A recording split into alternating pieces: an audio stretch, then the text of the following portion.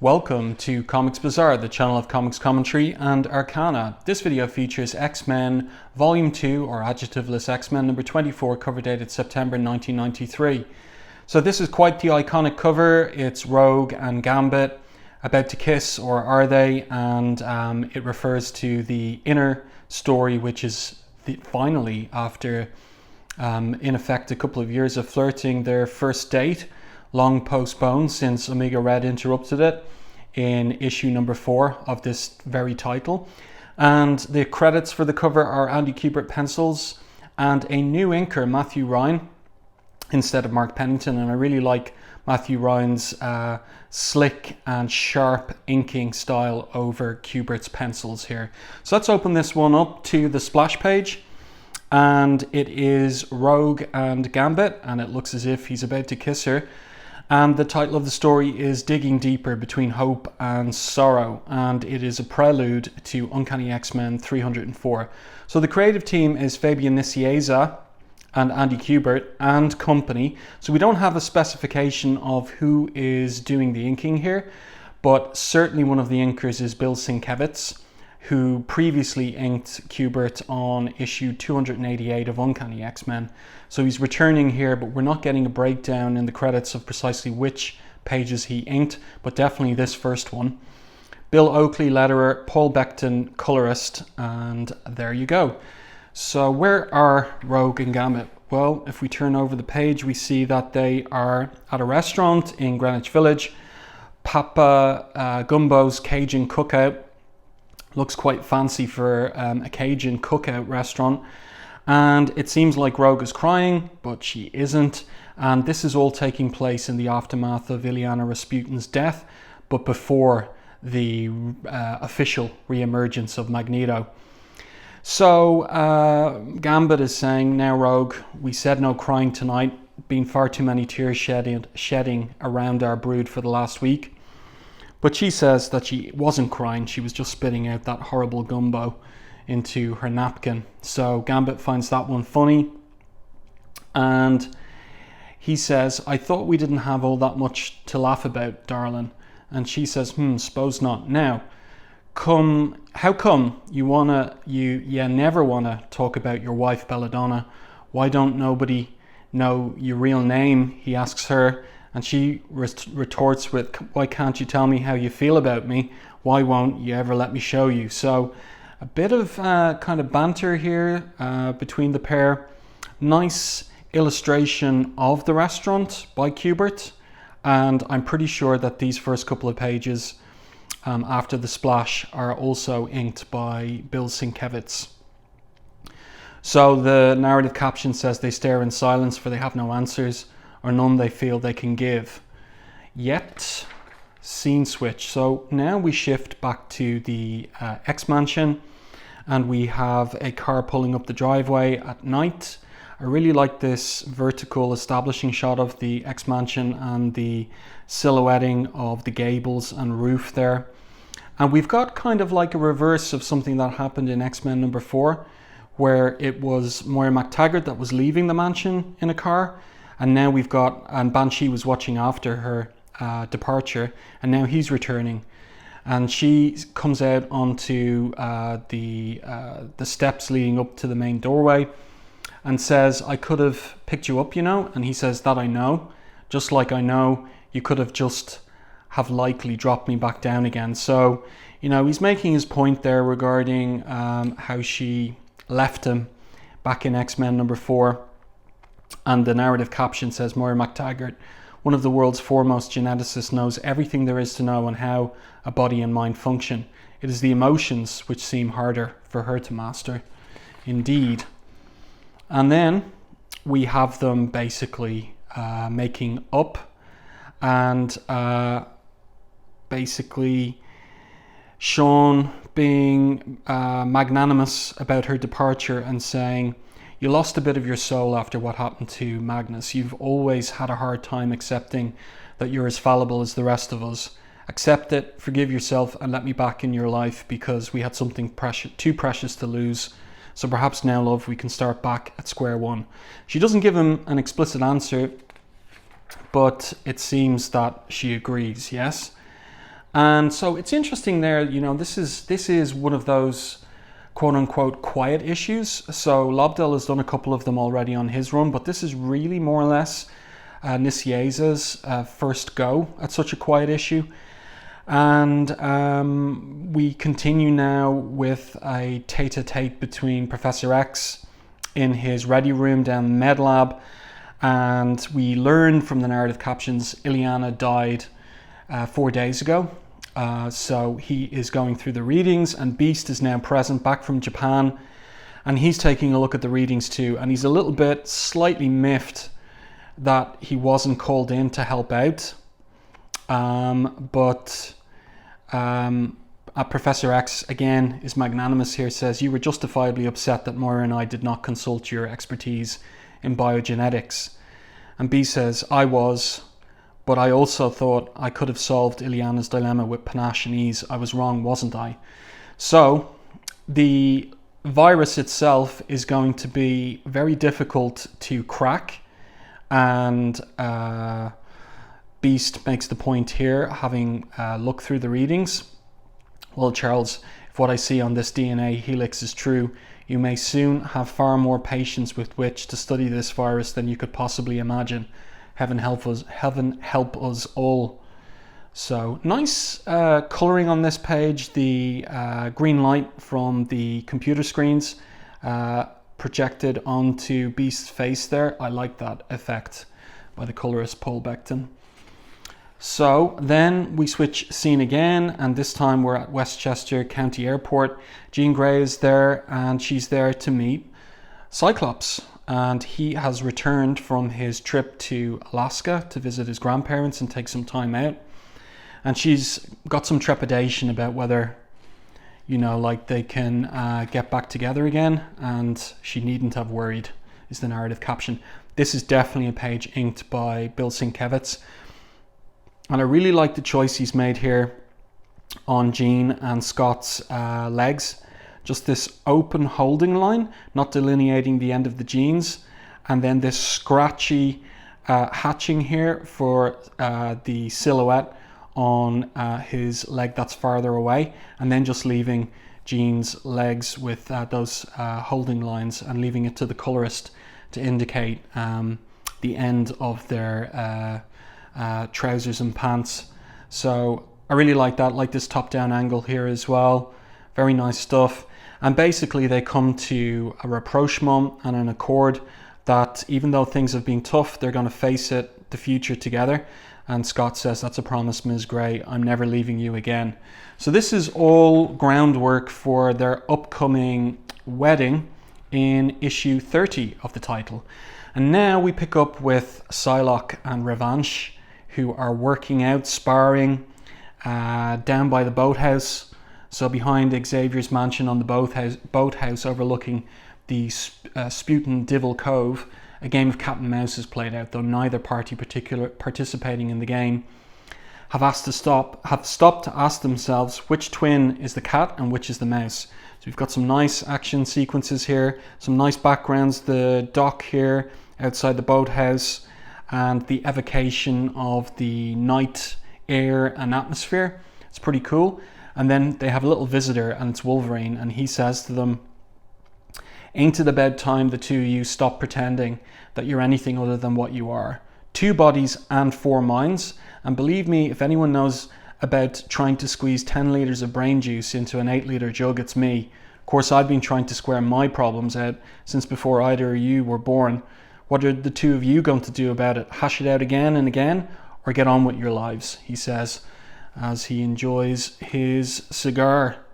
So nice scene, that one. And now we pick up with Jubilee, who's still mourning the loss of Illyana, which was dealt with very well by Lobdell in Uncanny X-Men 303, but it's not as easy as Jean comforting Jubilee and then being over it all. So here she is on Illyana's bed in the med lab, and she's got Illyana's Banff doll, and Kitty's arriving. She's still at the X-Mansion, and she's in her Shadowcat costume. Now, just take a look at this. What do you notice here in this establishing shot of the med lab? Look at this in the background behind Jubilee. Doesn't it look like Magneto's helmet? It's a very subtle indication, foreshadowing of Magneto, who's on his way over the course of this issue. And, you know, as if the X-Men don't have problems enough, so to speak. So Kitty says to Illyana, I gave Illyana, or sorry, not Illyana, but Jubilee, I gave Illyana that Banff doll when she was about your age. It is kind of comforting, isn't it? But Jubilee's quite upset. Stupid stuffed rag, who cares? And Shadowcat says as she walks away, I thought maybe you'd like to hang on to it. It's important to hang on to things in life, Jubilee. They become our touchstones, reminders of those we've lost. So Jubilee does pick up the Banff doll again and curls up with it rather, on Illyana's bed. And then we pick up with the date between Rogue and Gambit. So Gambit is treating her to a handsome cab ride through Manhattan. And basically the driver says, where to, kids? Where would you like to go? He asks her. Anywhere you do, Remy. So things are hotting up between these two. And here we've got this kind of pivotal scene where Gambit is kind of leaning in for a kiss, but just as he's about to go for it, she blocks him and kind of pulls away. And she says, look, she can't, because she's so afraid she might hurt him, like she did to Cody when she was little and kissed him. It was the first and last time she kissed someone out of passion. And if she says she kisses him, if she hurts him, she just knows she'd want to die. But Gambit says, basically, then we don't kiss, simple as that. Maybe that's just fine right now for you and me. Maybe we both have to learn there's more to love than the physical. Let me take those tears from your eyes, Belle, he says. Maybe this will work even better in the long run. So they come to an accord too. And Rogue, before that, decides that she's going to tell him her real name, but he stops her. Hush, names don't mean nothing to me. Names don't make us what we are inside. And I know what's inside you, Cher, he says, and that's all that matters. This is a great image here. Interesting panel layout as well, kind of like an L-shaped panel at the end of the page. And so we've got like our view of them. They're obviously going into Central Park there, and you've got the city outside as well with the full moon there. Nicely done. And then we're back at the X Mansion, and Banshee is getting caught up on everything that's happened. And he basically says that perhaps it's time both you and me, he says to Moira, started to think a little bit less about the lives being cut short, the lives of Illyana and other young mutants who've died in their history, and more about those young ones who have a glorious life worth living. So a little foreshadowing here for the upcoming new mutants team, which will be Generation X. And then they're met by Professor X, Beast, and Scott and Jean. And Scott has briefed Professor X on his encounter with Mr. Sinister in Alaska. And he talks about it here, what he learned in Alaska. He wonders if it'll ever be possible again to have a happy homecoming to the X Mansion after that and Illyana's death. So Professor X picks up the point. Scott was telling us about an encounter he just had with Mr. Sinister. And Professor X makes the point he admittedly doesn't know very much about Sinister, never having met him. Still, given his history with the X-Men, Professor X says he finds it hard to accept anything he says as truth. Of course, Mr. Sinister is a schemer and intriguer, and this is what Scott has to say. Interesting perspective here, top-down view on Professor X in his chair, and then we get this angle on Scott in front of him, and even his reflection in the polished metal surface of the chair. An interesting shot there. So Scott says, I know the kind of manipulator he is, sir. He almost destroyed my life with Madeline. But I also know that through the verbal roller coaster of lies and innuendo, Sinister will tell you certain truths, hidden and obscure, but still truths. Truths which suit his own ends, says Professor X. But Scott is convinced that the son whose life he saved when he sent him to the future in X Factor 68 became somehow the mutant terrorist called Strife, the very same madman who tried to assassinate Professor X earlier that year in Central Park. Just one point here where Scott mentions Madeline. He says that Mr. Sinister almost destroyed my life with Madeline. I think the point he's making there is that Mr. Sinister used Madeline to destroy his life. But of course, you know, I think some readers have pointed out as well that, you know, Scott made some poor decisions maybe himself in respect to how he treated Madeline and not getting in contact with her or searching after her. So there's a debate that can be had about what he's saying here.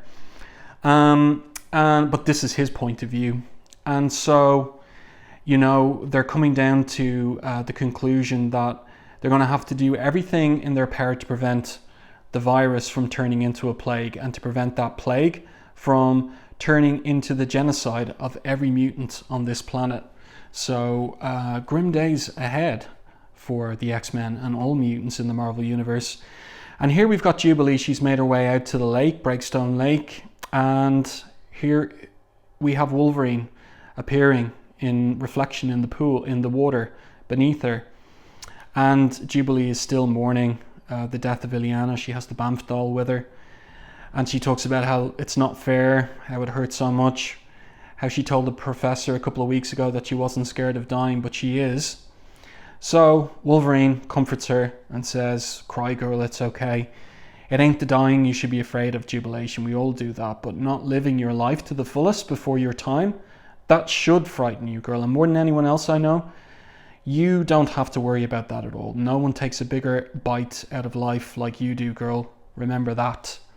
So, nice words by Wolverine there.